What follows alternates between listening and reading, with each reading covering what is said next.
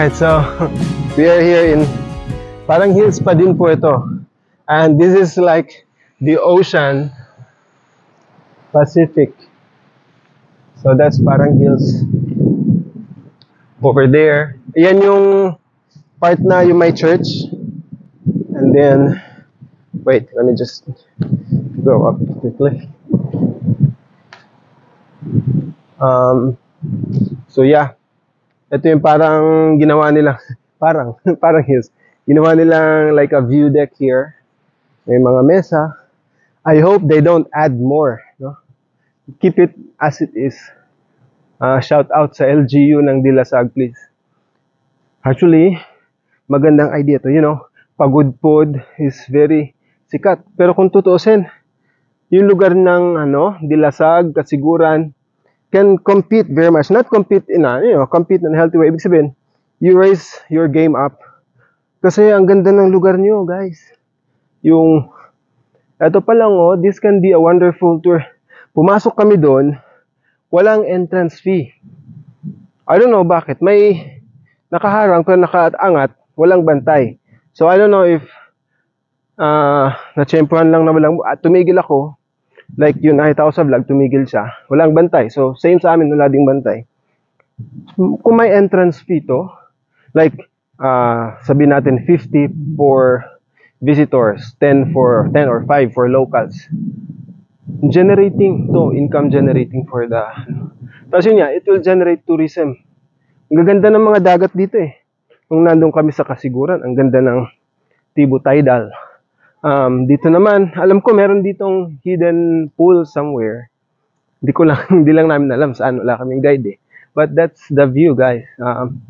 Andun yung kabukiran ng, well, not so sure, pero papuntang Cagayan Valley na yan dyan kasi ang Dilasag is like the dulo of Aurora.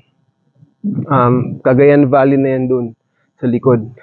So I'm not sure if Sierra Madre to, but yeah, mountains and then the sea. And then you have this rolling hills na di ko alam kung sinadya ito na ganito talaga na walang mga puno. Pero ang daming bonsai dito. Pero sa mga pupunta dito, huwag kayong pumunta dito na ang balak nyo ay manguha ng mga bonsai. Bawal po yun. Aside sa bawal ay hindi po magandang practice yan na pupunta tayo sa mga lugar na binibisitahan natin. Tapos mangunguha tayo ng mga kung ano-ano. As a camper, it's primarily just be there to witness what is in there. Huwag kayong magdala. Yep. Tama. So, eto ngayon ay pabalik na kami doon sa aming tinulugan kagabi, which is right over there. Over there dong.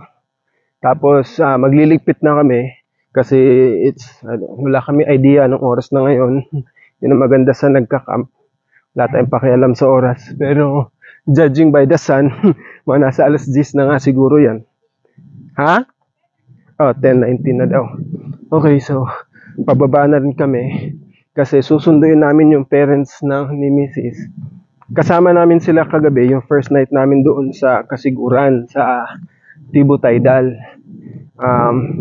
Pero kagabi, si Father, medyo nahirapan na siya kasi sa tent sila nakahiga. Kami sa rooftop tent, sila sa tent, sa ground tent. Although, dinalhan namin sila ng mattress talaga. Nahirapan na siya. So, iniwan na lang namin sila doon. Nag-check-in sila sa baba. Malapit lang naman dito. Diyan sa barangay, closest to this parang hills. So, after dito ay pupunta kami doon sa kanila. Hindi, pupunta pa kami doon sa church pala. Yung lumang church doon sa kabilang burol. Pero diretso na rin kami. We'll pick them up. And then, we'll start driving home na. But today, we will be in Baler. So, Baler and then overnight there. Tapos doon na rin kami sa Sabado. For us, mga Adventist kami, doon kami magsasabat. So doon kami magsisimba bukas. And then, we'll meet some brethren I'm scheduled to speak doon. Kahapon lang na-confirm. Anyway, so doon kami bukas. And then, so parang heels guys.